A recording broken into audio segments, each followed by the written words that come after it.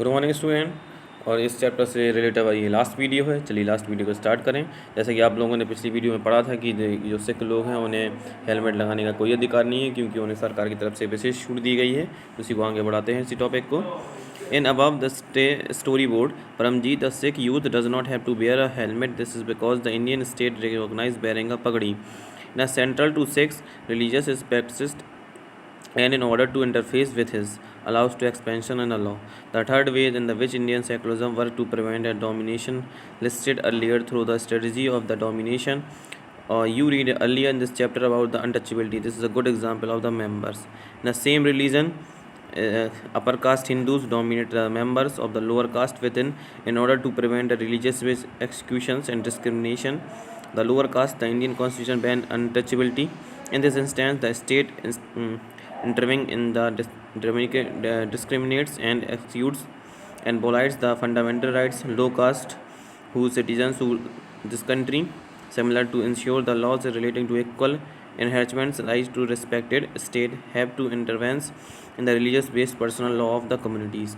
जैसे कि आपने स्टूडेंट पहले ही पढ़ रखा है कि इस तरह से जो लोग हैं, जैसे कि हमारे देश में जो अनटचेबिलिटी है वो काफ़ी हद तक बहुत एक चरम सीमा पे थी आज़ादी से पहले। फिर हमारे देश में जब संविधान बनाया गया तो इस चीज़ का खास तौर पर ध्यान रखा गया कि भारत में जो छुआछूत है उसे पूरी तरीके से प्रतिबंधित कर दिया गया। चलिए इस स्टोरी को स्टार्ट करते हैं कि आपने इस स्टोरी में आपने देखा होगा इस टॉपिक में जो कार्टून बने इससे रिलेटेड कहानी को आगे बढ़ाएं कि सिख के युवक परमजीत को हेलमेट पहनने की ज़रूरत नहीं है। कारण है कि भारतीय राज्य इस बात को मान्यता देता है कि पगड़ी पहनना सिख धर्म की प्रथाओं के मुताबिक महत्वपूर्ण है।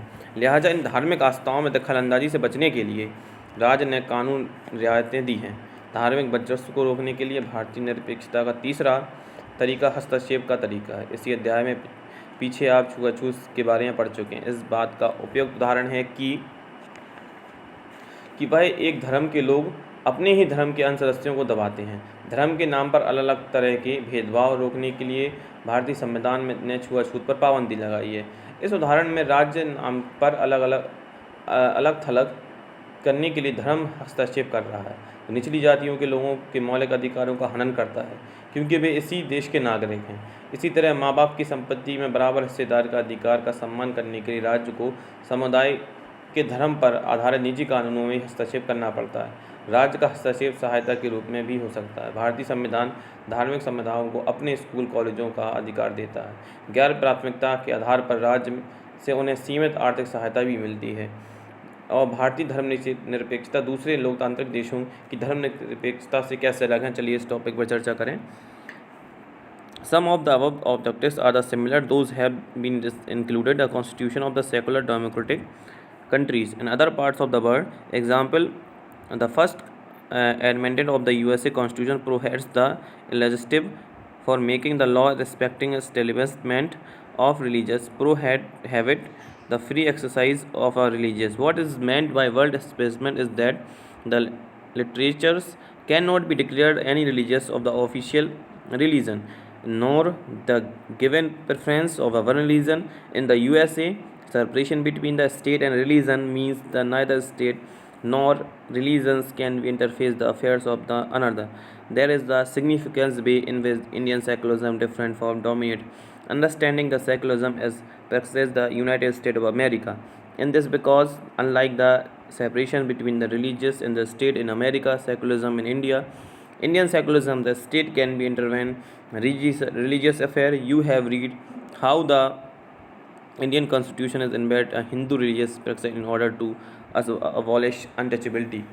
देखिए ऊपर दिए गए तीनों उद्देश्यों की पूर्ति के लिए धर्मनिरपेक्ष लोकतांत्रिक देशों में संविधान में दिए गए उद्देश्यों से मिलते जुलते हैं। अमेरिकी संविधान से हुए संविधान संशोधन के जरिए विधायिका को ऐसे कानून बनाने से रोक दिया गया है जो धार्मिक संस्थानों को पक्ष लेते हैं, धार्मिक स्वतंत्रता को रोकते हों।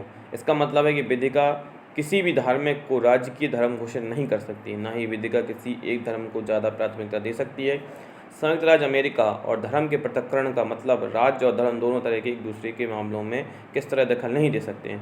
शायद आप समझ गए होंगे कि धर्मनिरपेक्षता और अमेरिकी धर्मनिरपेक्षता के बीच में अहम फ़र्क है। इसलिए ऐसा है कि अमेरिकी धर्मनिरपेक्षता के बारे में राज्य के बीच स्पष्ट अलगाव के विपरीत भारतीय धर्मनिरपेक्षता में राज्य को धार्मिक मामलों में हस्तक्षेप करने की छूट है। आप पहले पढ़ चुके हैं किस तरह भारतीय संविधान में छुआछूत को ख़त्म करने के लिए हिंदू धार्मिक क्रियाकलापों में हस्तक्षेप किया गया है। धार्मिक निरपेक्षता राज्य में अलग तो है, लेकिन धर्म से उसका फासला संवैधानिक है।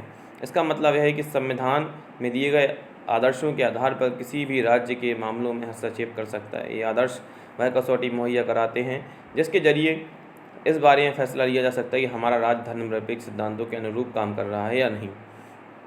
आगे बढ़ते हैं। The Indian state is a secular and works in a various way to prevent the religious domination.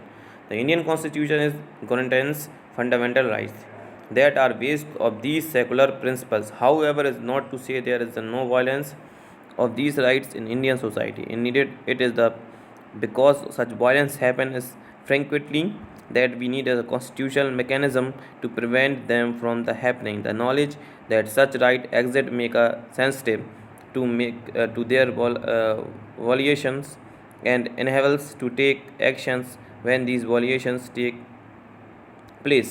भारतीय राज्य धर्मनिरपेक्ष है और धार्मिक वर्चस्व को रोकने के लिए किस तरह से काम करता है। भारतीय संविधान अपने नागरिकों को मौलिक अधिकारों का आश्वासन देता है और ये मूलभूत अधिकार इन धर्मनिरपेक्ष सिद्धांतों पर आधारित है। लेकिन इसका मतलब यह नहीं कि भारतीय समाज में इन अधिकारों का उल्लंघन बंद हो जाएगा, बल्कि वास्तव में ऐसे उल्लंघनों की वजह से हमारे संवैधानिक व्यवस्था की जरूरत बनी हुई है। इस तरह के अधिकारों के होने का ज्ञान हमें इन अधिकारों के उल्लंघन के प्रति संवेदनशील बनाता है। जब कभी ऐसा होता है तो हमारे खिलाफ सही कदम उठाने की क्षमता उसी से मिलती है। इन आगे का लास्ट टॉपिक है उसको पढ़ते हैं।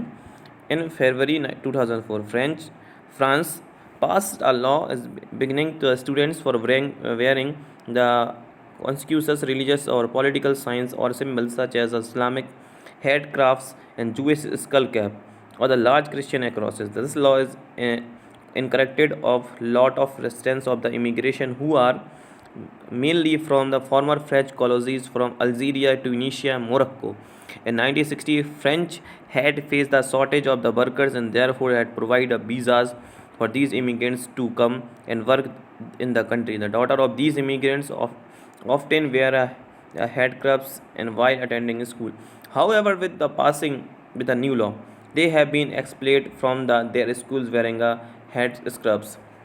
फरवरी 2004 में फ्रांस में एक कानून बनाया गया। इस कानून में प्रावधान किया गया कि कोई भी विद्यार्थी इस्लामिक बुर्का, यहूदी टोपी या बड़े से बड़े ईसाई क्रॉस जैसे धार्मिक अथवा राजनीतिक चिन्हों या प्रतीकों को धारण करके स्कूल नहीं जा सकते।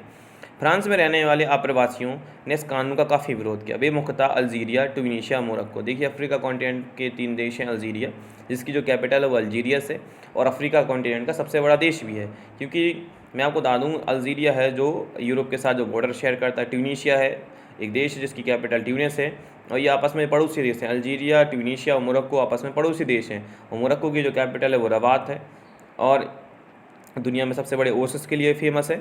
इन देशों से आए थे जो फ्रांस में के उपनिवेश थे। देखिए, फ्रांस से, क्योंकि इन देशों को जो आज़ादी है वो फ्रांस से ही मिली थी। जैसे हमारे देश को आज़ादी ब्रिटिशर से मिली थी, वैसे ही अल्जीरिया, ट्यूनीशिया और मोरक्को को आज़ादी फ्रांस से मिली थी।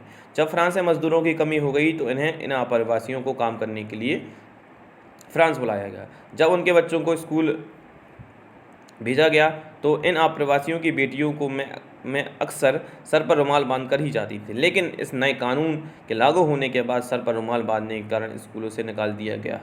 देखिए, फ्रांस में जो टेररिज्म बढ़ रहा था और टेररिज्म को ख़त्म करने के लिए उन्होंने इस्लामिक कंटरपंथ हैं जो उस इलाके में, जो अल्जीरिया है, ट्यूनीशिया है, मोरक्को, जो इस्लामिक कंटरपंथ वाले देशों से आते हैं, तो यहाँ फ्रांस में कई बार टेररिस्ट अटैक हो चुके हैं। इनको ख़त्म करने के लिए उन्होंने बुरकों पे और जो यहूदी हैं उनकी टोपियों पे, जैसे स्कल बोलते हैं, इन पे बैन लगाया गया है। और कई देश ऐसे हैं जहाँ भी इस बुरके पर बैन लगाया गया है। शायद फ्रांस है और इंग्लैंड में भी शायद बुरके पर बैन लगाया गया, अमेरिका में भी बुरके पर बैन लगाया गया है। फ्रांस के अलावा कई देशों में भी इस्लामिक कल्चर्स के जो कपड़े हैं इनमें बैन लगाया गया है। तो आपका स्टूडेंट्स ये लेसन पूरे तरीके से फिनिश हुआ। तो आपको अगर कोई प्रॉब्लम हो तो मेरे व्हाट्सएप नंबर पर आप संपर्क कर सकते हैं। Thank you.